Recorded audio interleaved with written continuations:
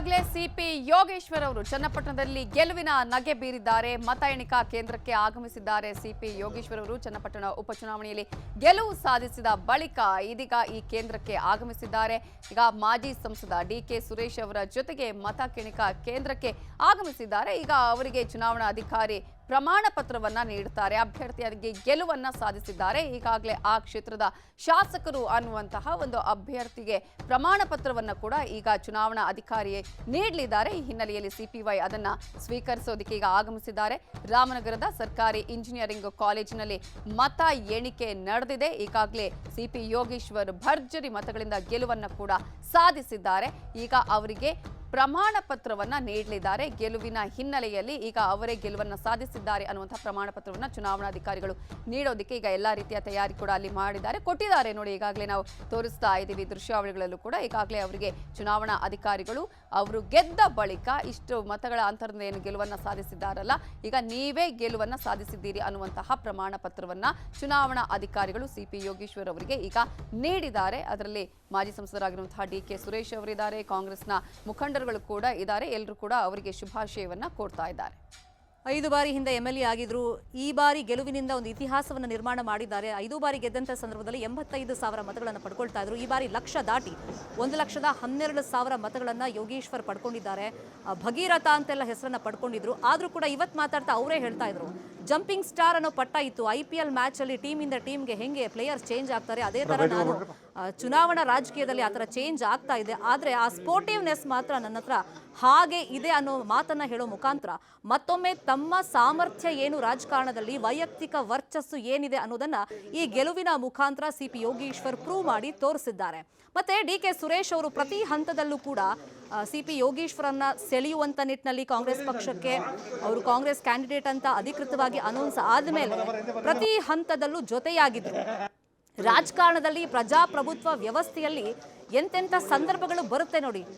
6 ತಿಂಗಳ ಹಿಂದೆ ಲೋಕಸಭೆ ಚುನಾವಣೆ ನಡೀತು. ಆ ಸಂದರ್ಭದಲ್ಲಿ ಇದೇ ಡಿಕೆ ಸುರೇಶ್ ಅವರನ್ನ ಸೋಲಿಸಬೇಕು ಅನ್ನೋ ನಿಟ್ಟಿನಲ್ಲಿ ಸಿಪಿ ಯೋಗೇಶ್ವರ್ ಮಂಜುನಾಥ್ ಅವರ ಪರವಾಗಿ ನಿಂತ್ಕೊಂಡಿರ್ತಾರೆ, ಸೋಲಿಸ್ತಾರೆ ಕೂಡ. ಆದ್ರೆ ಈಗ ತನಗೆ ಟಿಕೆಟ್ ಬಿಜೆಪಿಯಲ್ಲಿ ಸಿಗಲಿಲ್ಲ ಅನ್ನೋ ಕಾರಣಕ್ಕೆ ಕಾಂಗ್ರೆಸ್ಗೆ ಬಂದಂತ ಸಿಪಿ ಯೋಗೇಶ್ವರ್ ಅವ್ರ ಬೆನ್ನಿಗೆ ಸುರೇಶ್ ಅವ್ರು ನಿಲ್ತಾರೆ, ಗೆಲುವಿಗೆ ಪ್ರಮುಖ ಕಾರಣ ಆಗ್ತಾರೆ.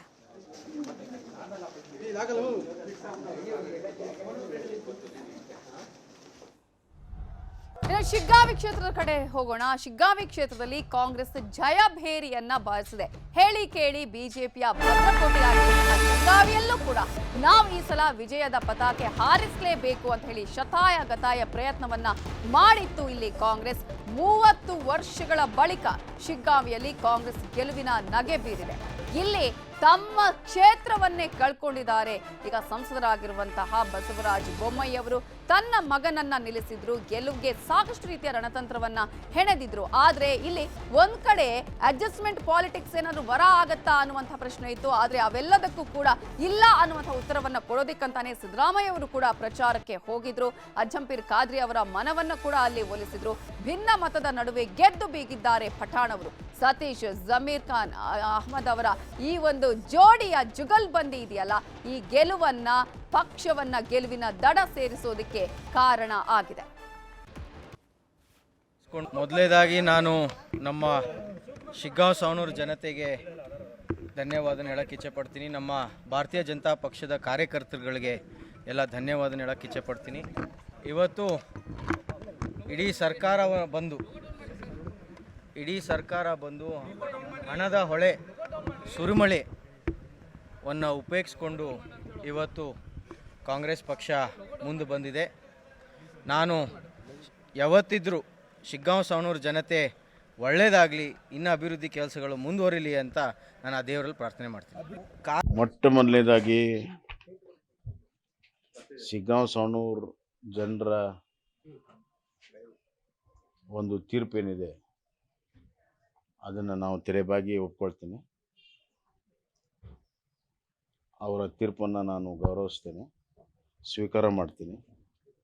ಕಾಂಗ್ರೆಸ್ ಅಭ್ಯರ್ಥಿ ಯಸೀರ್ ಖಾನ್ ಪಠಾಣ್ಗೆ ಅಭಿನಂದನೆಗಳನ್ನು ನಾನು ಸಲ್ಲಿಸ್ತೇನೆ. ಅಲ್ಲಿಯ ಜನಸ್ಪಂದನೆ ನೋಡಿದಾಗ ನಮಗೆ ಗೆಲ್ಲುವಂಥ ವಿಶ್ವಾಸ ಇತ್ತು. ಆದರೆ ವಿಪರೀತವಾಗಿರುವಂಥ ಹಣದ ಹೊಳೆಯನ್ನು 2 ದಿವಸ ಹರಿಸಿ ಇವತ್ತು ಗೆಲುವನ್ನು ಸಾಧಿಸ್ಕೊಂಡಿದ್ದಾರೆ. ಅದೇನೇ ಆಗಲಿ, ಈಗ ಸರ್ಕಾರದ ಅವ್ರದ್ದೇ ಇದೆ. ಆಡಳಿತ ಪಕ್ಷದ ಶಾಸಕರು ಜನ ಆಯ್ಕೆ ಮಾಡಿದ್ದಾರೆ. ಇನ್ನು ಶಿಗ್ಗಾವಿಯಲ್ಲಿ ಗೆದ್ದಿರುವಂಥ ಯಾಸಿರ್ ಖಾನ್ ಪಠಾಣ್ ಏನು ಹೇಳ್ತಾರೆ ತಮ್ಮ ಗೆಲುವಿನ ಬಗ್ಗೆ, ಈ ಬಗ್ಗೆ ಮಾತಾಡಿಸಿದ್ದಾರೆ ನಮ್ಮ ಪ್ರತಿನಿಧಿ ಶಿವರಾಮ ಸುಂಡಿ. ನೋಡೋಣ. ಶಿಗ್ಗಾಂವ್ ಕ್ಷೇತ್ರದ ಉಪಚುನಾವಣೆಯಲ್ಲಿ ಯಾಸಿರ್ ಖಾನ್ ಪಠಾಣ್ ಅವರು ಗೆಲುವಿನ ನಗೆ ಬೀರಿದ್ದಾರೆ. Sir, congratulations. ಮೊದಲನೇ ರಿಯಾಕ್ಷನ್ ಏನು? ಮೊಟ್ಟ ಮೊದಲಿಗೆ ಆ ದೇವರನ್ನು ಅನಂತ ಕೋಟಿ ನಮನವನ್ನು ಸಲ್ಲಿಸುತ್ತಾ ನಮ್ಮ ತಂದೆ ತಾಯಿ ಹಾಗೂ ಗುರು ಹಿರಿಯರ ಒಂದು ಆಶೀರ್ವಾದದ ಫಲದಿಂದ ನನಗೆ ಒಂದು ಅವಕಾಶ ಸಿಕ್ಕು ಇವತ್ತು ಜಯ ಆಗಿದೆ. ಮೊಟ್ಟ ಮೊದಲಿಗೆ ಶಿಗ್ಗಾಂವ್ ಸೌಂದರ್ಯ ವಿಧಾನಸಭಾ ಕ್ಷೇತ್ರದ ಎಲ್ಲ ಕಾಂಗ್ರೆಸ್ ಪಕ್ಷದ ಮುಖಂಡರು, ಎಲ್ಲ ಸಮಾಜದ ಎಲ್ಲ ಗುರು ಹಿರಿಯರಿಗೆ ನಾನು ಅನಂತ ಕೋಟಿ ನಮನವನ್ನು ಸಲ್ಲಿಸುತ್ತಾ ಈ ರಾಜ್ಯದ ಧೀಮಂತ ನಾಯಕರು ಸನ್ಮಾನ್ಯ ಸಿದ್ದರಾಮಯ್ಯ ಸಾಹೇಬರು ಹಾಗೂ ಸನ್ಮಾನ್ಯ ಡಿ ಕೆ ಶಿವಕುಮಾರ್ ಸಾಹೇಬರು, ಸನ್ಮಾನ್ಯ ಸತೀಶಣ್ಣ ಜಾರಕಿಹೊಳಿ ಅವರು, ಜಮೀರ್ ಅಹಮದ್ ಅವರು, ಜಿಲ್ಲಾ ಉಸ್ತುವಾರಿ ಸಚಿವರಾದಂಥ ಶಿವಾನಂದ್ ಪಾಟೀಲ್ ಸಾಹೇಬರು, ಈಶ್ವರ್ ಖಂಡ್ರೆ ಅವರು, ವಿಶೇಷವಾಗಿ ಲಕ್ಷ್ಮೀ ಹೆಬ್ಬಾಳ್ಕರ್ ಅವರ ಅದಿಯಾಗಿ ಸಲೀಂ ಅಹಮದ್ ಅವರು, ಜಿಲ್ಲೆಯ 5 ಜನ ಶಾಸಕರು, ನಮ್ಮ ತಾಲೂಕಿನ ಮಾಜಿ ಶಾಸಕರಾದ ಅಜಂಪೀರ್ ಖಾದ್ರಿ ಅವರು, ಸೋಮಣ್ಣ ಬೇನ್ಮರ್ದವರು, ಕುನ್ನೂರು ಸಾಹೇಬರು, ಸಂಜೀವ್ ನಿರ್ಲಿಗಿ ಅವರು, ಎಲ್ಲ ಹಿರಿಯರಾಗಿ ನಾನು ಈ ಸಂದರ್ಭದಲ್ಲಿ ನಾನು ಧನ್ಯವಾದ ಅರ್ಪಿಸಲಿಕ್ಕೆ ಬಯಸ್ತೇನೆ. ಹಿಂದೆ ಏನು ಕಂಪೇರ್ ಮಾಡಿದಾಗ ಮೊದಲು ಕಾಂಗ್ರೆಸ್ ಭದ್ರಕೋಟೆ ಆಗಿತ್ತು, ನಂತರ BJP ಭದ್ರಕೋಟೆ ಆಗಿತ್ತು. ಅಂದರೆ ಸತತ 30 ವರ್ಷಗಳಿಂದ ಸಹ ಕಾಂಗ್ರೆಸ್ ಕೈಯಲ್ಲಿದ್ದಿಲ್ಲ ಈ ಕ್ಷೇತ್ರ. ಈಗ ತಮ್ಮ ಮೂಲಕ ಮತ್ತೆ ಗೆಲುವಿನ ನಗೆ ಬೀರಿದ್ರಿ. ಅದು ನಮ್ಮ ತಂದೆ ತಾಯಿ ಹಾಗೂ ನಮ್ಮ ಕ್ಷೇತ್ರದ ಎಲ್ಲ ಜನರ ಒಂದು ಪುಣ್ಯ ಅನ್ನಂಥ ಮಾತಿನ ಸಂದರ್ಭದಲ್ಲಿ ನಾನು ಹೇಳಿಕ್ಕೆ ಬಯಸ್ತೇನೆ. ಈಗ ಏನು ಸಾಕಷ್ಟು ಚುನಾವಣೆ ಸಂದರ್ಭದಲ್ಲಿ ಸಾಕಷ್ಟು ಅಪಪ್ರಚಾರಗಳದು, ರೌಡಿ ಶೀಟರ್ನಿಂದ ಹಿಡಿದು ಹಲವಾರು ವಿಚಾರಗಳು ಮುನ್ನೆಲೆಗೆ ಬಂದಿದ್ವು, ವಕ್ಫ್ ವಿತ್ ಇತ್ಯಾದಿ. ಅದಕ್ಕೆ ಉತ್ತರ 1,700,000 ಹುಟ್ಟುಗಳು. ಅದಕ್ಕೆ ಈಗ 787 ಹುಟ್ಟುಗಳು. ಈಗ ಈಗೇನು ಸಾಕಷ್ಟು ಅಂದರೆ ದೊಡ್ಡವರು ನನ್ನ ಬಗ್ಗೆ ಅಪಪ್ರಚಾರ ಮಾಡಿದ್ದಾರೆ. ಅದು ನನಗೆ ಆಶೀರ್ವಾದವಾಗಿ ಪರಿಗಣನೆ ಆಗಿದೆ. ಒಬ್ಬ ಮಾಜಿ ಮುಖ್ಯಮಂತ್ರಿಗಳು, ಒಬ್ಬ ದೊಡ್ಡ ನಾಯಕರು ನನ್ನ ಬಗ್ಗೆ ಅಪಪ್ರಚಾರ ಮಾಡಿದ್ದಾರೆ. ನಾವು ಸಾಮಾನ್ಯ ಕುಟುಂಬದಿಂದ ಬಂದವ, ಅವರ ಅಪಪ್ರಚಾರ ನನಗೆ ಆಶೀರ್ವಾದದ ರೂಪದಲ್ಲಿ ಪರಿವರ್ತನೆಯಾಗಿದೆ.